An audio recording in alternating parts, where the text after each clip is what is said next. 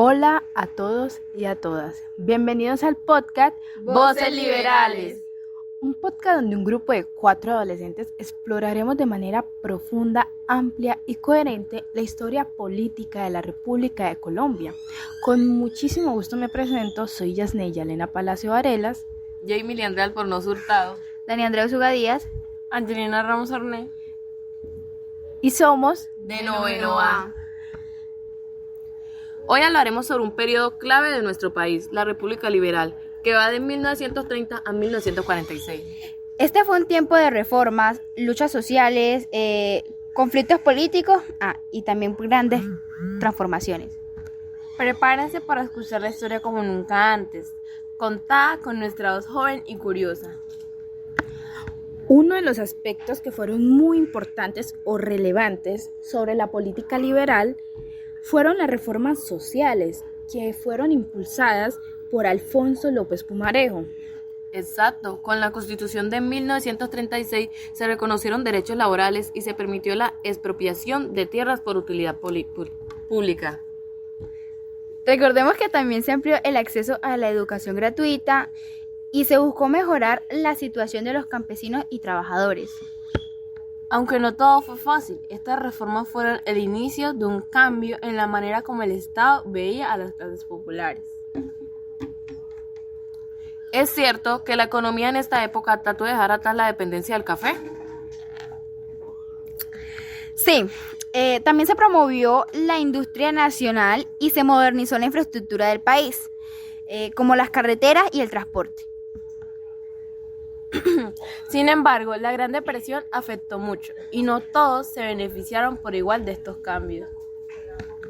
Claro, a pesar de los desafíos, esta fue una etapa en que el Estado comenzó a tener un papel muchísimo más activo, tanto en la economía nacional como internacional. Un tema también muy importante en el comienzo de la participación femenina en la sociedad. Aunque no podían votar todavía, las mujeres empezaron a acceder a la universidad y a trabajar en profesiones liberales. Y recordemos también que surgieron organizaciones de mujeres que luchaban tanto por sus derechos y visibilizaban sus problemáticas. Fue un paso clave para el futuro del feminismo en Colombia.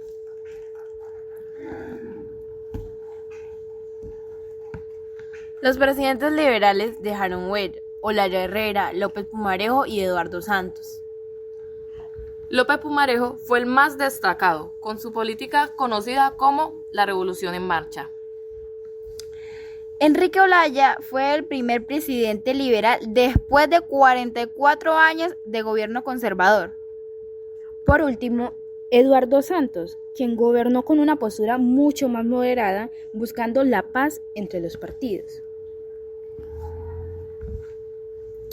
Durante esta época, los trabajadores y campesinos comenzaron a organizarse y a exigir sus derechos, incluyendo también que los sindicatos crecieron y hubo huelgas y protestas por mejores condiciones laborales. Muchos campesinos pedían tierras para trabajar, lo que generó conflictos con los grandes terratenientes. El gobierno trató de hacer reformas, pero también recurrió a la represión. Esto causó tensiones sociales fuertes.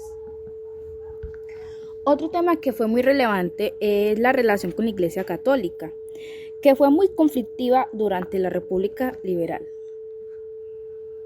El Estado quiso limitar el poder de la Iglesia, sobre todo la educación. Esto también generó enfrentamientos con sectores conservadores que defendían la influencia religiosa. Fue un conflicto entre modernización del Estado y la tradición católica dominante. Aunque no fue el periodo más violento, y ya se veían enfrentamientos entre liberales y conservadores. Hubo asesinatos políticos y conflictos en muchas regiones del país.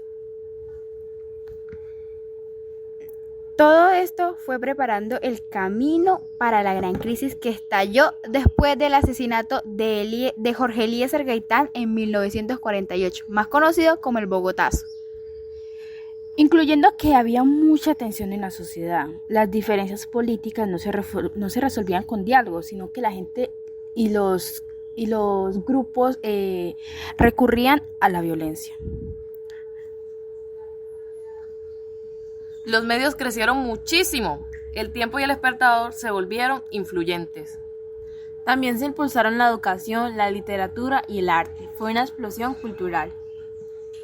También se fundó el Instituto Caro y Cuervo, clave para el estudio del idioma y la cultura nacional.